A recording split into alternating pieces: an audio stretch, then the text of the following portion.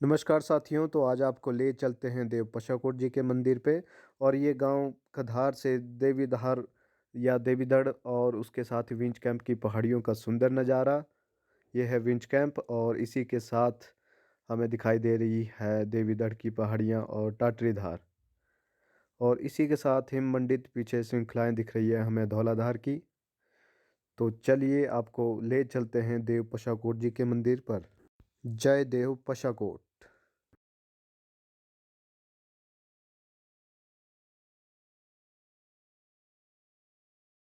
तो इसी सफ़र के दौरान हम पहुंच चुके हैं सेल्फी पॉइंट पर। और यहाँ से बहुत ही रमणीय आपको नज़ारा देखने को मिलेगा। तो ये आपके सामने है चौहार घाटी की बर्फ़ से लदी हुई पहाड़ियाँ।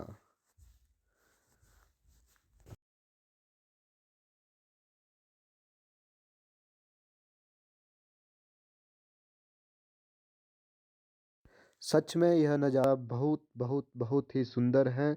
आप देख सकते हैं बिल्कुल बर्फ़ से लदी हुई पहाड़ियाँ। और ये हमारे भाई कुशल जी यहाँ पर मस्तियाँ करते हुए शाहरुख खान बन गए हैं यहाँ पर। बहुत ही सुंदर नज़ारा यहाँ से हम देख सकते हैं धौलाधार की हिम मंडित पहाड़ियों का। बिल्कुल बर्फ से लदी हुई हैं, लगभग 4,500 से ऊपर की हाइट। और इसी के साथ यहाँ पर चौहर घाटी की शुरुआत होती हुई यहाँ से। और ये फुंगनी जोत की पहाड़ियाँ, नारगू वन्य जीवन अभयारण्य, सच में बहुत ही खूबसूरत। और ये भूभू जोत और उसी के साथ हाथीपुर और इसी के साथ हमें दिख रही हैं पराशर की पहाड़ियाँ और ये घोगरधार। चौहार घाटी से कुल्लू जाने के लिए लगभग 4 घंटे या 5 घंटे का समय लगता है। यहाँ से कुल्लू को जाया जा सकता है और यहाँ से रास्ता भुभु जोत होकर जाता है।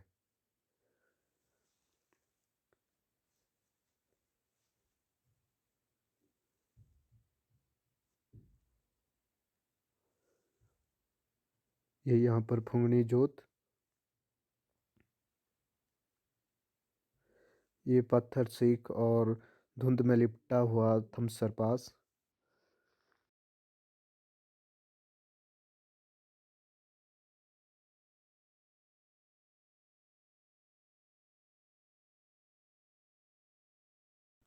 तो अभी हम पहुँच चुके हैं देव पशाकोट जी के मंदिर देव ढांक में।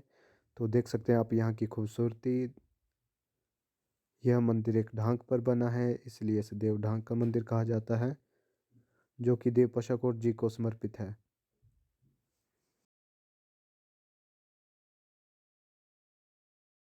तो आइए आपको करवाते हैं दर्शन देव पशाकोट जी के। कमेंट बॉक्स में जय देव पशाकोट जरूर लिखें। जय देव Pashakot.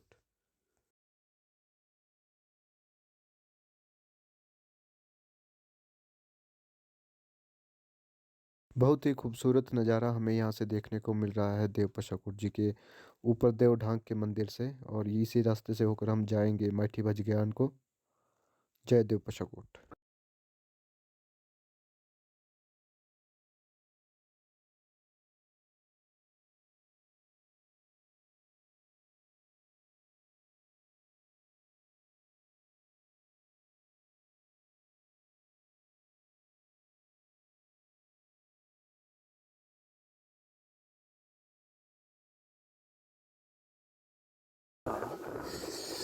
Bikers roaring in this place. Wow, wow, wow, wow.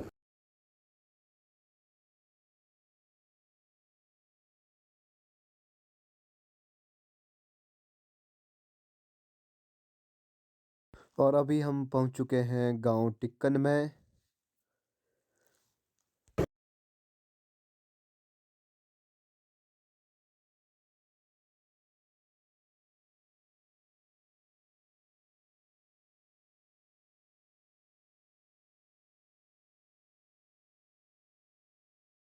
और यहीं से एक रास्ता जाता है बरोट को, परंतु हम जाएंगे दूसरे रास्ते से।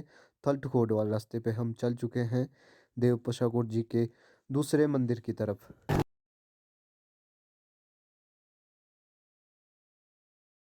और ये हम पहुंच चुके हैं देव पशाकोट जी के मंदिर की पार्किंग के पास, और यहाँ से गेट से होके हम नीचे को जाएंगे देव पशाकोट जी के मंदिर को। तो आइए ले चलते हैं आपको देव पशाकोट जी के मंदिर में।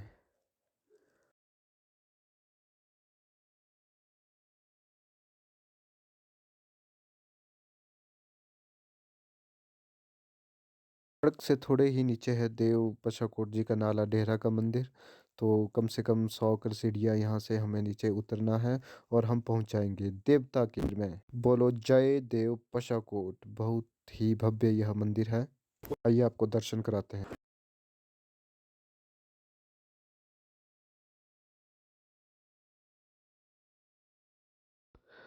और अब इंतजार हुआ खत्म, और हम पहुंच चुके हैं देव पशाकोट जी के दूसरे मंदिर में, जिसे कहते हैं यहाँ पर नाला डेहरा में।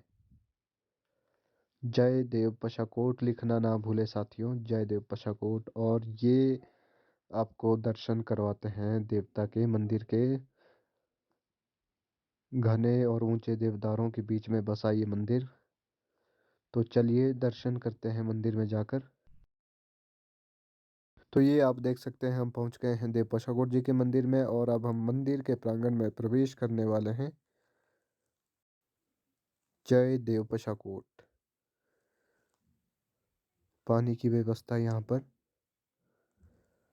और यहाँ पर पत्थर पर कुछ लिखा गया है, ओम की पेंटिंग की गई है, हरिओम। और ये है देवता के मंदिर का प्रांगण, बहुत ही विशाल खुला सराय। और ये है देवता का मंदिर। बहुत ही ऊंचे व पुराने वृक्ष यहाँ पर। देवदार का बहुत ही पुराने वृक्ष, देखिए कितने ऊंचे हैं ये। एक दो तीन चार नहीं, बहुत सारे ऊंचे वृक्ष हैं यहाँ पर देवदार के। बहुत से भक्त यहाँ पर आए भी हैं पहले से ही। जय देव पशाकोट नाला डेहरा मंदिर। और जैसा कि मैंने वादा किया है कि आपको आज देव पशाकोट जी के 3 मंदिर दिखाऊंगा। तो ये है मंदिर। जब देवता पीछे मरहाट से आए थे, लोहारडी साइड से, तो यहीं पर रुके थे। वो नदी, ऊल नदी से होकर आए थे। तो घंटियों से सुसज्जित यह मंदिर आप देख सकते हैं, बहुत ही सुंदर।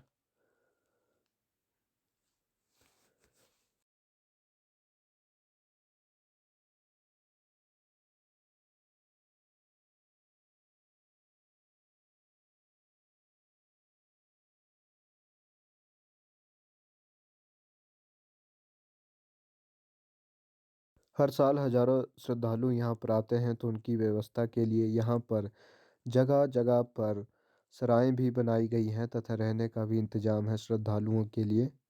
ये लोग यहाँ पर बहुत सी जातर लेके आते हैं। जिनकी मन्नत पूरी होती है वो यहाँ पर जातर लेकर आता है। तो ये है यहाँ की सराय, और ये ऊंचे वृक्ष। चेतावनी बोर्ड पर लिखा था कि नदी में जाना मना है, क्योंकि कभी भी यहाँ का पानी बढ़ सकता है। ऊहल नदी का पानी ब्रोट में रोककर शानन पावर हाउस के लिए उपयोग में लाया जाता है।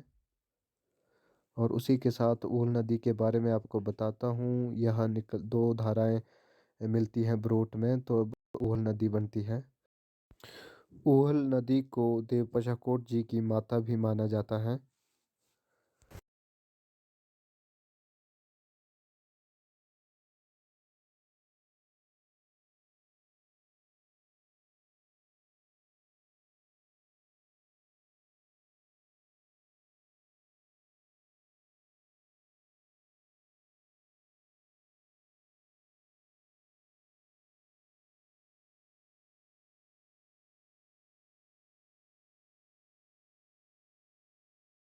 तो अब हम चल पड़े हैं देव पशाकोट जी के तीसरे मंदिर को, जहाँ पर उसे कहते हैं मूल स्थान देवता का, और वो है मैठी भजियान को। तो चलिए अपना सफर शुरू करते हैं।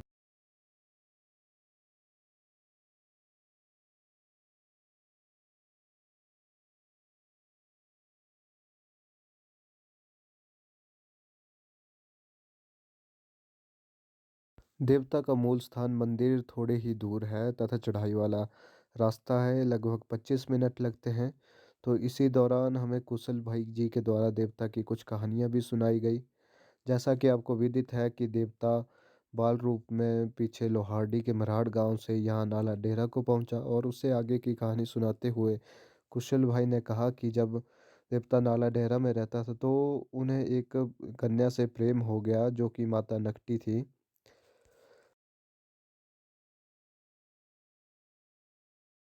जब वह कन्या अपने घर दलौसा में बॉडी के नज़दीक पानी भरने के लिए जाती थी तो वहां पर एक पत्थर की चट्टान जिसे ढग कहा जाता है वह कहता था कि पों पों। और उसी के बाद जब भी वह पानी भरने जाती थी तो वो ऐसी ही आवाज़ वहां पर आती थी उन्हें। और उसके बाद एक बार क्या हुआ कि चिंता से वह कमज़ोर और दुबली हो गई थी तो उसकी माता ने उनसे पूछा इसके दुबलेपन का कारण पूछा तो उन्होंने बताया कि जब भी मैं उस चट्टान के पास नीचे बॉडी में पानी भरने जाती हूँ तो वह चट्टान से आवाज़ आती है कि पों पों या गिरूं गिरूं। तो उसकी माता ने कहा कि तुम एक बार ऐसा कहो कि उससे कह दो कि पौ गिर जा। तो वैसा ही वह करती है और जैसे ही वह चट्टान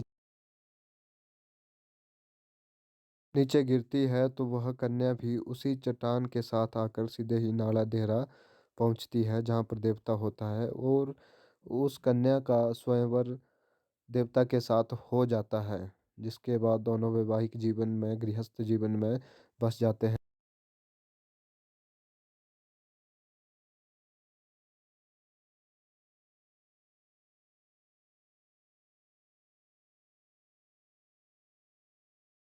यह कहानी जनश्रुतियों पर आधारित है। और उसके बाद क्या होता है कि वहाँ पर दोनों के बच्चे भी हो जाते हैं। तो समय बाद पत्नी के द्वारा बार बार अपने मायके को जाने की जिद की जाती है जिस पर देवता मना करता है परंतु बार बार जिद के आगे देवता फिर उन्हें जाने के लिए कह देते हैं तथा कुछ न होने के कारण उन्हें एक किल्टे में मिट्टी व रेत दे देते हैं तथा ऐसा कहते हैं कि इसे अपने मायके में पहुंचने तक ना इसे देखना है ना ही इसे कहीं पर फेंकना। पत्नी आदेश पाकर आगे चल पड़ती है तथा अपने बच्चों को वह एक घड़े में डालकर चली जाती है। जैसे ही वह बीच रास्ते में चढ़ाई वाले रास्ते में पहुंचती है तो वहां पर थक कर वह उस मिट्टी के कील्टे को फेंक देती है। वह उसे ऐसे ही भार समझती है तथा अपने मायके चली जाती है। परंतु जैसे ही वह मायके में पहुंचती है तो वहां पर देखती है कि जो कील्टा उसने फेंक दिया था मिट्टी का उसमें जो थोड़ी थोड़ी मिट्टी उसमें फंसी थी उसका सोना बन गया होता है जिससे उन्हें थोड़ा पछतावा होता है तथा अपनी माँ के साथ मिलकर वहाँ पर कुछ समय बिताने लगती है। उसी दौरान उसकी माँ अपने द्योतों को देखने के लिए बार बार जिद करती है जिस पर वह पत्नी मना कर देती है अपनी माता को मना कर देती है। उसके बाद एक दिन जब वह पत्नी बाहर कार्य कर रही होती है तो उसकी माता अंदर जाके अपने देवतों को देखने के लिए उस बर्तन पात्र जो बर्तन होता है उसका कपड़ा हटाती है तथा उसमें बहुत से छोटे बड़े सांप होते हैं तथा वह उन्हें देख के डर जाती है। डरी सहमी नानी बाहर चूल्हे में जाकर सुबह एवं कोयले उठाती है तथा उस घड़े में फेंक देती है। वह सोचती है कि इन छोटे छोटे सांपों ने मेरे द्योतों को खा दिया होगा। कोयलों की गर्मी से जलकर वो उस घड़े के बाहर निकलते हैं तथा वे पशाकोट जी के ही बच्चे होते हैं जो कि नाग रूप में होते हैं जो कि बाद में शेरा देव के नाम से जाने जाते हैं।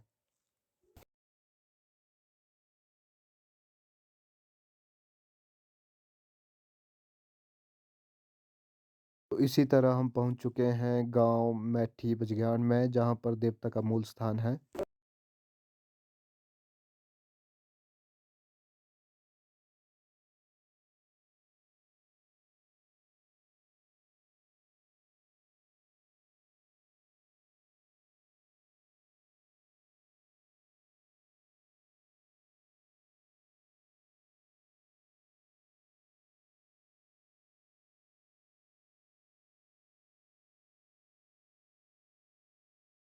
तो आइए कर लीजिए दर्शन देवता के। हम पहुंच चुके हैं देव पशाकोट जी के तीसरे मंदिर पर जो कि है यहाँ पर मूल स्थान। और ये यहाँ पर झंडा लहराता हुआ और पीछे बहुत ही खूबसूरत जौहर घाटी की पहाड़ियों का नज़ारा।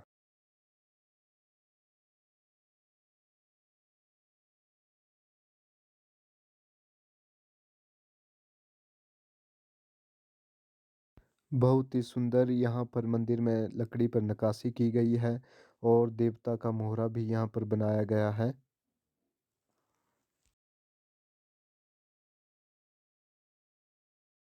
यहाँ पर बनाया गया है देव पशाकोट जी का मोहरा। जय देव पशाकोट, कमेंट में ज़रूर लिखें जय देव पशाकोट।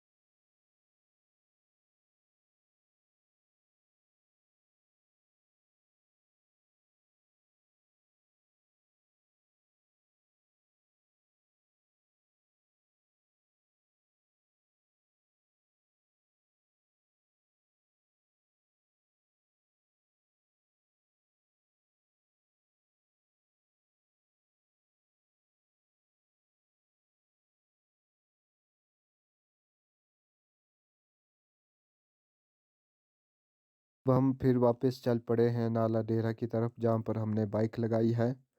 और यहाँ पर थोड़ी थोड़ी बर्फबारी भी शुरू हो गई है, तो हमें जल्दी निकलना होगा।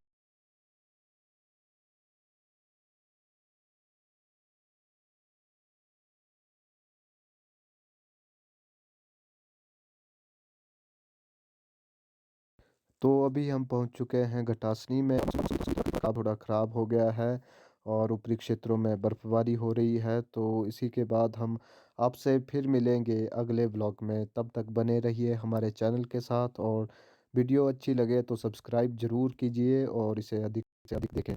धन्यवाद। और ये देखिए हल्की हल्की बर्फबारी यहाँ घटासनी में। धन्यवाद।